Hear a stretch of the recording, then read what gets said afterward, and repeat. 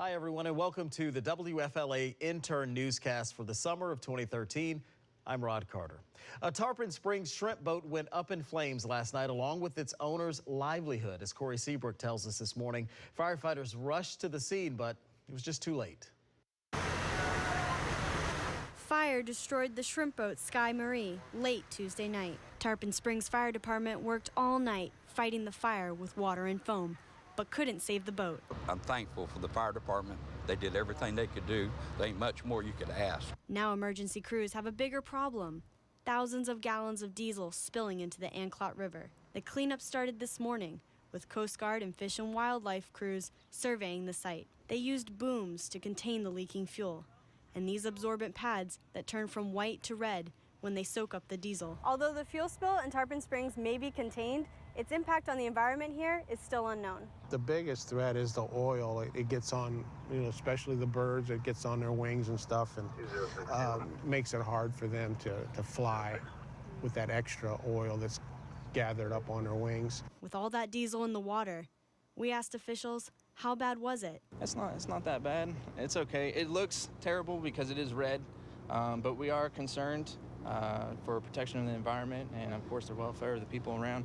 But we will get it removed as soon as possible. The booms are containing the fuel, and officials say there will be minimal damage to the environment. Corey Seabrook, News Channel 8. The owner of the boat does not know how all of this happened, but crews will continue to clean up that spill well into the night. What do you do when a big investment suddenly disappears? Well, that's exactly what happened to the Balsa family after they paid over $3,000 for a month-long trip to Cuba. But then the agency they paid was gone. Emotionally, it's been very upsetting. Lori Balsa is at the center of a big problem, and it's not going over well with her family. My mother-in-law cries herself to sleep every day. Lori, her husband Robert, and 2 children were looking forward to visiting their family in Cuba this summer. Robert was recently diagnosed with cancer and wants to see the loved ones he hasn't been able to in years. The Balsas planned their trip through Flor Caribe, a local travel agency in West Tampa, licensed to sell tickets and send things to the island. Balsa paid a total of $3,050 for passports, visas, and tickets to Cuba for her family of 4 to visit this month. That's when this gets interesting. Interesting indeed. The family's vacation plans were interrupted by a shocking revelation. A lady from the Cuban charters called me, and she stated that she needed me to come into the office and pay for my tickets if I was going to travel to Cuba on June 30th. The same tickets Balsa already paid Flor Caribe for. Said, oh, I've paid Flor Caribe. I'm sure that, they'll pay you. And the lady said, well, hon, you haven't heard, have you? I said, heard what? And she goes, Flor Caribe has closed their doors. They're no longer doing business. Balsa claims she was duped out of her money and fears she will not only never see it again, but also never get to Cuba. The kids wanted to see their cousins. I mean, you just put this picture in your mind, and we've been with this picture in our mind for 6 months. Balsa has filed a police report against the company after many failed attempts to contact them, and still no sign of her passports or plane tickets. They actually called clients in and took their money knowing that they were not going to pay for the tickets. But yesterday, Balsa finally heard back in a letter explaining that the company's federal license to sell trips to Cuba has been suspended. The company also says they had some serious financial problems and don't have the means to refund the Balsas their money. Sorry, it's not going to cut it. Something's going to have to give. I just think that this has been done in the past, and what happens is everything just quiets down and nobody follows through. And you're not going to do that. And in this particular situation, that's not going to happen. With no tickets and no passports, the family may be out of luck. But Balsa wants to spread the word and hopes other victims will come forward. I still want to go to Cuba. I think my husband deserves it. And so far, Rod, police say no action has been taken against the company. Well, will there be any arrests? And did the company do anything wrong by just kind of closing up and moving on? Well, taking money for services they didn't provide could be a criminal offense, but that's up to the district attorney to decide. All right. Thank you very much. We appreciate it. 2 girls are finally back in the States with their mother after decades apart. Alicia Turner joins us in studio with their emotional reunion. Alicia. Yes, Rod, both Lamia and Delal have been separated from their mother for 2 decades, and we were able to capture the moment as they landed right here in Tampa. Tears flowed last month as Lily Martine embraced her daughter Dalal for the first time in 21 years. Martine was separated from both her daughters after her ex-husband bought 3 one-way tickets to Syria and never returned. She says patience kept hope alive. Passion for me is the same like love. It's the same like faith, because love gives you the passion, love gives you the faith, love gives you the hope. Martine's ex-husband was Muslim and wanted the girls to grow up with his belief. She says she looked day and night for her daughters, Lamia and Dalal, and then one day, Martine's daughters reconnected with her through Facebook.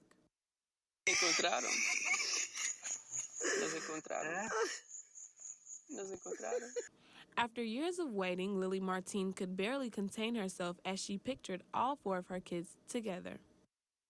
I feel something like I always dreaming to have a picture with my 4 children.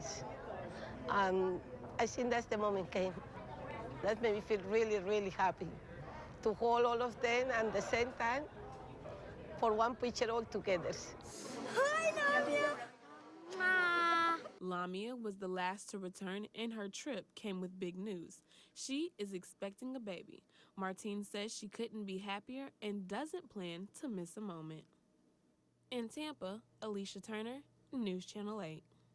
A Clearwater house burst into flames not once but twice, leaving investigators wondering exactly how all of this started. Sarah Catherine Ennis has more on that. Thursday, a fire left this house on Tacoma Street in shambles. Then, on early Saturday morning, flames broke out again. I looked through the blinds and I was like, no way, how is this happening again? The first fire started because of a problem with the electrical system, but officials believe the second blaze was deemed an arson, burning the roof down.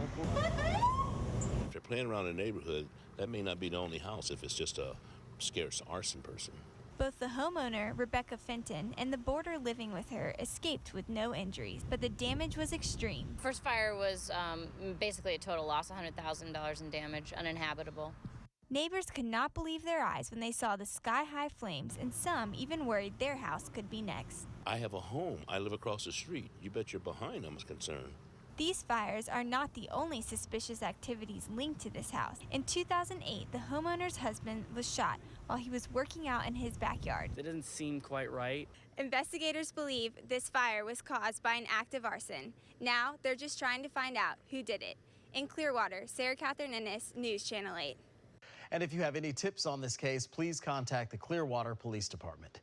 Memorial Day is a very special day for all of us to remember our fallen heroes, and photojournalist Charles Miller III attended a service in Lakeland to honor 3 extraordinary soldiers from the Bay Area. The Calvary Baptist Church held a memorial service to honor 3 fallen heroes from the Tampa Bay area. With the loss of these 3 exceptional people, as well as countless others, we can't help but be reminded that freedom isn't free.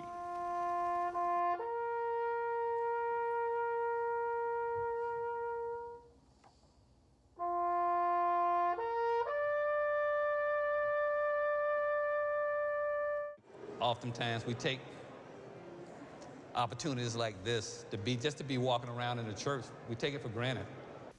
Air Force Staff Sergeant Berkey was killed September 12, 2009, by enemy fire while supporting combat operations in Afghanistan. Hey, Brian was a staff sergeant in the Air Force. He was EOD, which is Explosive Ordnance Disposal. He picked a very technical job, he was very good at what he did.